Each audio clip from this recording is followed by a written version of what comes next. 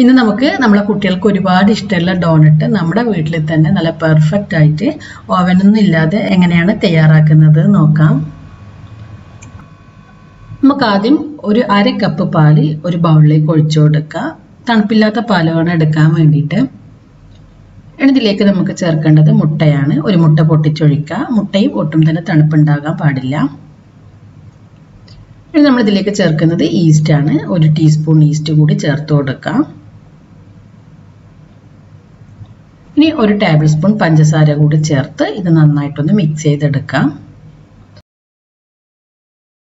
അപ്പം ഞാനിവിടെ പാലും മുട്ടയും ഈസ്റ്റെല്ലാം ഒന്ന് മിക്സ് ചെയ്തെടുത്തിട്ടുണ്ട്. ഞാനിവിടെ 250 ഗ്രാം മൈദ എടുത്തിട്ടുണ്ട്. ഈ ഒരു മൈദ നമുക്കൊരു പാത്രത്തിലേക്ക് ഇട്ട് കൊടുക്കാം. ഇനി നമുക്ക് വേണ്ടത് ബട്ടറാണ്. ഞാനിവിടെ ഒരു ടേബിൾ സ്പൂൺ ബട്ടറാണ് എടുത്തിട്ടുള്ളത്. ഈ ഒരു ബട്ടർ മൈദയിലേക്ക് ഇട്ട് കൈകൊണ്ട് നന്നായിട്ടൊന്ന് മിക്സ് ചെയ്തെടുക്കാം. അപ്പം ഞാനിവിടെ ബട്ടറും മൈദയും നന്നായിട്ട് കൈകൊണ്ട് മിക്സ് ചെയ്തെടുത്തിട്ടുണ്ട്.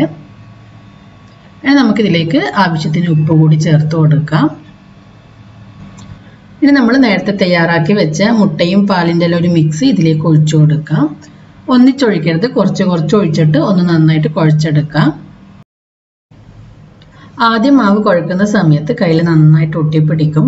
പക്ഷെ നന്നായിട്ടൊന്ന് കുഴച്ചെടുത്താൽ മതി. അപ്പം നമ്മുടെ മാവ് ഒട്ടും തന്നെ ഒട്ടിപ്പിടിക്കാത്ത രീതിയിൽ നമുക്ക് കുഴച്ചെടുക്കാൻ പറ്റും. അപ്പം ഞാനിവിടെ മാവ് നല്ലവണ്ണം കുഴച്ചെടുത്തിട്ടുണ്ട്. ഇനി നമുക്ക് ഈ ഒരു മാവിൻ്റെ മുകളിലേക്ക് കുറച്ച് ബട്ടറോ നെയ്യോ തടവിയിട്ട് 1 മണിക്കൂർ റെസ്റ്റ് ചെയ്യാൻ വെക്കണം. 1 മണിക്കൂറിന് ശേഷം ഇത് നന്നായിട്ട് പൊങ്ങി വരും. അതിനുശേഷം നമുക്കിതിനെ പരത്തിയെടുക്കാം. അപ്പം ഞാനിവിടെ നന്നായിട്ട് ബട്ടർ തേച്ച് വെച്ചിട്ടുണ്ട്. നമുക്ക് 1 മണിക്കൂറിന് ശേഷം പരത്തിയെടുക്കാം. ഇപ്പോൾ 1 മണിക്കൂറായിട്ടുണ്ട്. മാവ് നന്നായിട്ട് പൊങ്ങി വന്നിട്ടുണ്ട്. നമുക്കിതിനെ ഒന്നുകൂടി ഒന്ന് കുഴച്ച് പരത്തിയെടുക്കാം. അപ്പം ഞാൻ മാവ് ഒന്നുകൂടി ഒന്ന് കുഴച്ചെടുത്തിട്ടുണ്ട്. ഇനി നമുക്ക് ആവശ്യത്തിന് പൊടി ചേർത്ത് ഇതിനെ പരത്തിയെടുക്കാം. നിങ്ങൾക്ക് വേണമെങ്കിൽ പകുതി പകുതിയാക്കിയിട്ട് പരത്തിയെടുത്താൽ മതി. ഞാനിപ്പോൾ മുഴുവൻ മാവും ഒന്നിച്ച് പരത്തിയെടുക്കുകയാണ് ചെയ്യുന്നത്. അപ്പം ഞാനിവിടെ പരത്തിയെടുത്തിട്ടുണ്ട്. കുറച്ച് ഘനത്തിൽ വേണം നമ്മളിത് പരത്തിയെടുക്കാൻ വേണ്ടിയിട്ട്. അപ്പം ഈ ഒരു ഘനത്തിൽ ഞാൻ മാവ് പരത്തിയെടുത്തിട്ടുണ്ട്. ഇനി നമുക്ക് ഈ ഒരു മാവിനെ ഇഷ്ടമുള്ള രീതിയിൽ കട്ട് ചെയ്തെടുക്കുക. നിങ്ങൾക്ക് ഇഷ്ടമുള്ള ഷേപ്പിൽ ഇതിനെ കട്ട് ചെയ്തെടുക്കുക. ഞാനിവിടെ ഒരു ഹാഫ് മൂൺ ഷേപ്പിലാണ് ഇതിനെ കട്ട് ചെയ്തെടുക്കുന്നത്. ഇതുപോലെ ഒരു പാത്രം എടുത്തിട്ട് നമുക്കിതിനെ കട്ട് ചെയ്തെടുക്കാം.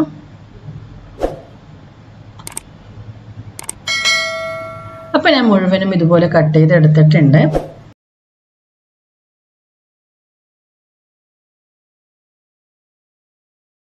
ബാക്കി വരുന്ന മാവ് നമുക്ക് വീണ്ടും ഇതുപോലെ പരത്തിയിട്ട് കട്ട് ചെയ്തെടുക്കാം.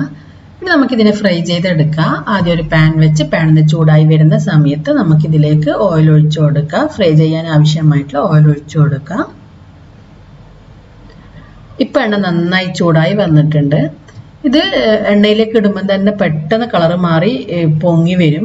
അപ്പം അതുകൊണ്ട് എണ്ണ നന്നായി ചൂടായതിന് ശേഷം ഫ്ലെയിം ഒന്ന് കുറച്ച് വെക്കാം. എന്നിട്ട് എണ്ണയിലേക്ക് ഇട്ട് കൊടുക്കാം. ഇപ്പോൾ ഒന്ന് പൊങ്ങി കളർ മാറി വരുന്നത് വരെ നമുക്കിതിനെ ഫ്രൈ ചെയ്തെടുക്കാം.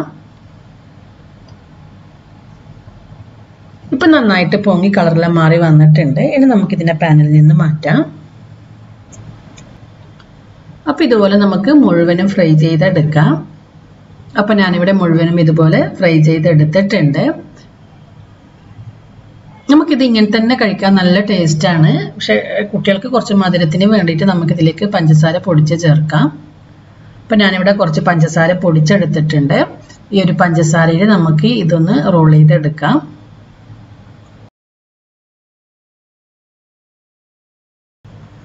അപ്പം നിങ്ങൾ തീർച്ചയായും ഇത് ട്രൈ ചെയ്ത് നോക്കണം. കുട്ടികൾക്ക് ഒരുപാട് ഇഷ്ടമാകുന്ന ഒരു സ്നാക്കാണിത്. നിങ്ങളിത് ട്രൈ ചെയ്ത് നോക്കിയിട്ട് ഇതിൻ്റെ ഫീഡ്ബാക്ക് അറിയിക്കുക. ഈ ഒരു വീഡിയോ നിങ്ങൾക്ക് ഇഷ്ടമായെങ്കിൽ ലൈക്ക് ചെയ്യാനും ഷെയർ ചെയ്യാനൊന്നും മറക്കരുത്. നിങ്ങൾ ഇതുവരെ എൻ്റെ ചാനൽ സബ്സ്ക്രൈബ് ചെയ്തിട്ടില്ലെങ്കിൽ സബ്സ്ക്രൈബ് ചെയ്യാനും മറക്കരുത്.